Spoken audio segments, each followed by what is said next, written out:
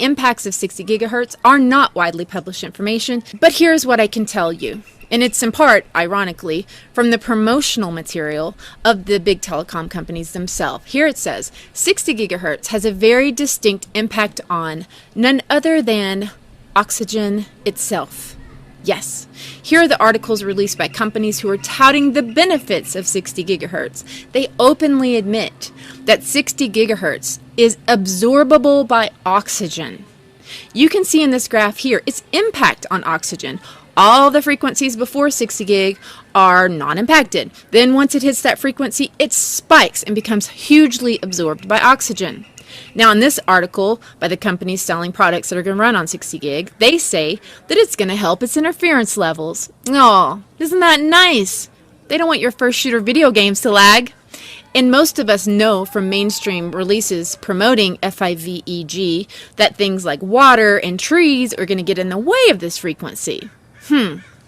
So how in the world does this even make sense that we are using it? Unless their intentions are something else besides faster speeds. Anyway, knowing that this frequency impacts oxygen, now does it make sense to you how possibly when you mess with the absorption of oxygen in the human body, let me give you one guess which organ is going to suffer first. The way that the 60 gigahertz impacts oxygen is this. Oxygen, the atom, is O. Oxygen, the molecule, is O2. Two atoms together. Now these two atoms creating the oxygen molecule are sharing some electrons. 60 gigahertz causes the electrons surrounding oxygen molecules to spin. Right. Somewhat akin to how high-powered microwaves running on 2.4 are impacting molecules in foods such as water. They're heating in part by impacting those molecules to rotate or oscillate with each wave. The movement energy from the rotation of these super tiny water molecules is actually helping to heat the rest of the food.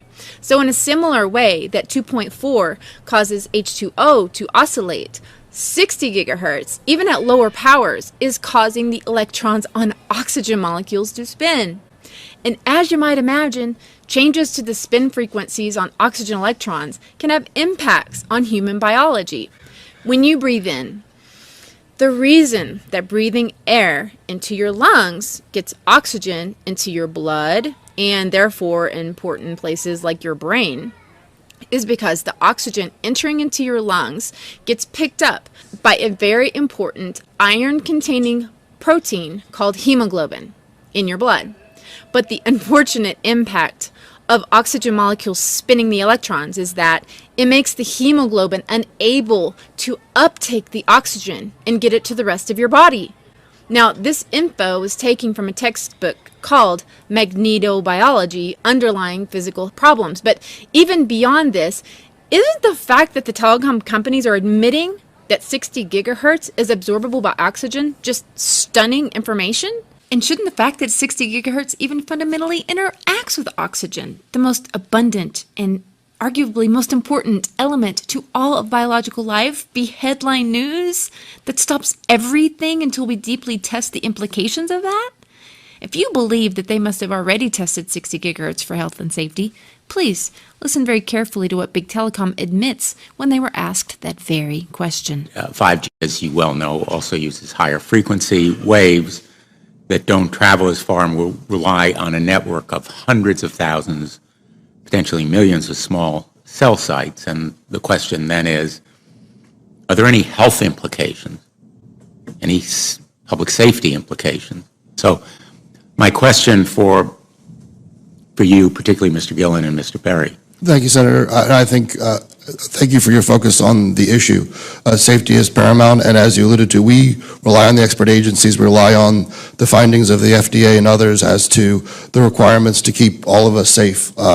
There are no industry-backed studies, to my knowledge right now. Happy to visit with you as to what opportunities you think there needs to be more studies, and we're always for more science. We also rely on what the scientists tell us.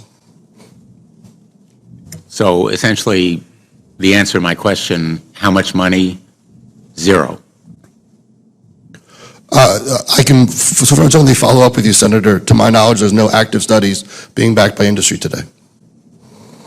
Anybody else know of industry commitments to to back research, fund it, support it, to ascertain scientifically the health effect? No, I'm not aware of any. So there really is no research ongoing. We're kind of flying blind here, so far as health and safety is concerned. Thank you, Mr. Chairman. Thank you. Is this all starting to make sense? What they are calling the CV is acute respiratory disease. And while you can't believe 100% anything coming out of China, it seems to me there were enough leaks of people suddenly falling over in the streets that the CH government doesn't want people talking about or sharing, with no other apparent illness. Guys, listen, CV is not new, okay? It's a cold, it's a flu. That's why it says on the side of hand sanitizers like Purell and the side of a can of Lysol that it kills it. It's common enough to be listed on the most common disinfectants. But now the CH government is admitting that people can have virtually no symptoms and suddenly fall over. No symptoms, but then they can still have it. What is it? Lack of oxygen can do that too, right? I mean, let's use common sense here. What happens to you when you have the flu, right?